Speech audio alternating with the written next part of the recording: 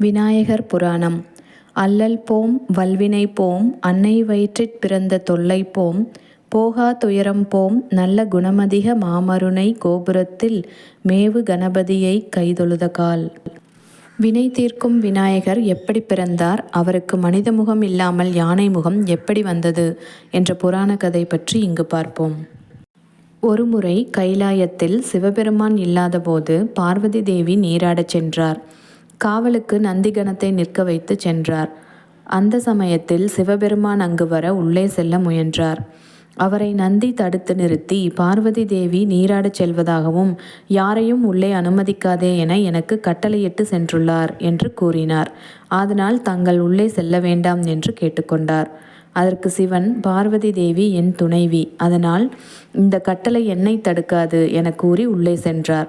அங்கு அமர்ந்திருந்த பார்வதி தேவி சிவபெருமான் வருவதை பார்த்ததும், யாரையும் அனுமதிக்காதே என கூறியிருந்தேனே என்று சொன்னார். அதற்கு சிவபெருமான், நந்தி என் சேவகன், அதோடு நான் உன் மணாளன் என்பதால் என்னை அவர் தடுக்கவில்லை என்றார். நந்தியின் செயலால் கோபமடைந்த பார்வதி தேவி அவர் செய்ததில் தவறு இல்லை என நினைத்தார். ஆனால் பாதுகாவலனாக நிற்பவர் யாரையும் உள்ளே விடாதபடி அறிவாளியாகவும் பலசாலியாகவும் தனக்கென பாதுகாவலனாகவும் இருக்க வேண்டும் என பார்வதி தேவி நினைத்தார். அந்த ஞாபகத்திலேயே நீராட சென்ற பார்வதி அவர் பூசிக்கொண்டிருந்த மஞ்சளையும் சந்தனத்தையும் பிடித்து ஒரு உருவமாக்கினார்.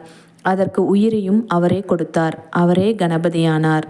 அப்படி உருவான கணபதி மற்றொரு முறை நந்திக்கு பதிலாக காவலுக்கு நின்றார். நந்தியிடம் கூறியதைப் போலவே யாரையும் உள்ளே அனுமதிக்க கூடாது என கணபதியிடம் கட்டளையிட்டார். கணபதி காவலுக்கு நின்றிருந்த போது அங்கு வந்த சிவபெருமான் மற்றும் நந்தி உள்ளிட்ட பூதகணங்கள் உள்ளே செல்ல முயன்றனர். அவர்களை தடுத்த கணபதி யாரையும் அனுமதிக்க முடியாது என்றார். நான் பார்வதி தேவியின் கணவர் என்று கூறியும் அனுமதிக்கவில்லை. இதனால் கோபமடைந்த ஈசன் கணங்களிடம் கூறி சிறுவனை அங்கிருந்து அகற்றுங்கள் என கூறிச் சென்றார்.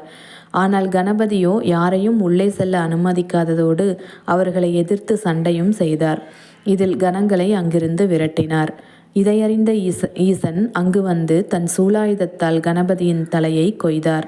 கணபதியின் சப்தத்தை கேட்டு அங்கு வந்த பார்வதி தேவி, ஈசனே, இந்த பிள்ளை நான் உருவாக்கியவன்தான், அவரை அநியாயமாக இப்படி கொன்றுவிட்டீர்களே என்றார். அவருக்கு உயிரளியுங்கள் என கேட்டுக்கொண்டார். அதற்கு ஈசன், தேவி, அனைத்தையும் நான் அறிவேன்.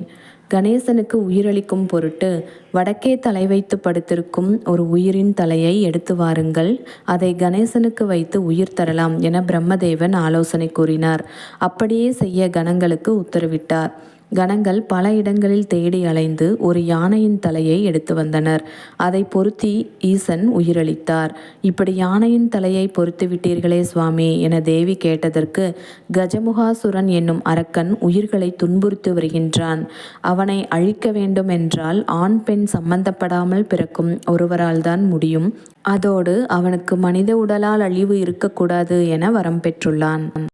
கஜமுகாசுரனை அழிப்பதற்காகவே கணேசனாக அவதரித்துள்ளார். அதோடு அவர் முழு முதல் கடவுளாக விளங்குவார். யார் எங்கு பூஜை செய்தாலும் அதில் கணபதிக்குத்தான் முதல் பூஜையும் ஆரத்தையும் நடக்கும் என வரம் கொடுத்தார். இதன் காரணத்தால் கணபதி யானை முகத்துடன் காட்சியளிக்கிறார். அதோடு முழு முதல் கடவுளாக வழிபட்டு வருகின்றோம். விநாயகர் சதுர்த்தி தினத்தில் விநாயகரின் அருமை பெருமைகளை அறிந்து வணங்கி அருள் பெறுவோம்.